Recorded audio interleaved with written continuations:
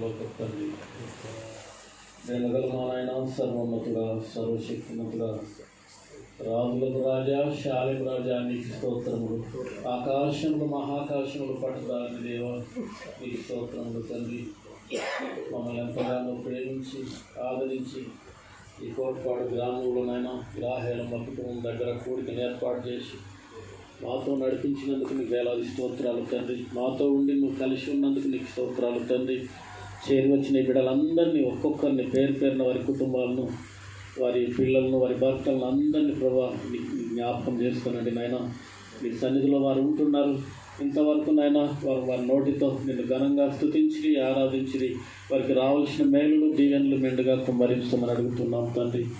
అయ్యా మరి రెండవదిగా అయ్యా మరి వాక్యాన్ని అయ్యా మరి అందించబోతుండగా తండ్రి, నీ గొప్పనైనటువంటి ఆత్మను ప్రభా మాలో ఉంచి మాట్లాడేది ప్రభా మేము కాదు తండ్రి, మీరే మా నోటి ద్వారా మాట్లాడి నీ బిడ్డలకు అర్థమయ్యే రీతిలోనైనా వాక్యాన్ని అయ్యా మరి అందించమని అడుగుతున్నాం తండ్రి. వినే చెవులను గ్రహించే మనసును దయచేయమని అడుగుతున్నాం.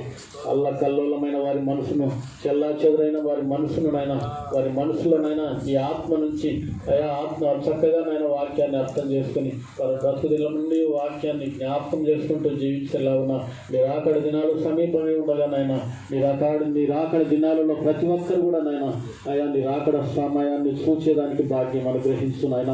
పాపం నుంచి విడుదల చెంది పాపం నుంచి వేరైనైనా అయా నీ నిత్య రాజ్యంలో ప్రవేశపడేదానికి సహాయం చేయమని అడుగుతున్నాం తండ్రి.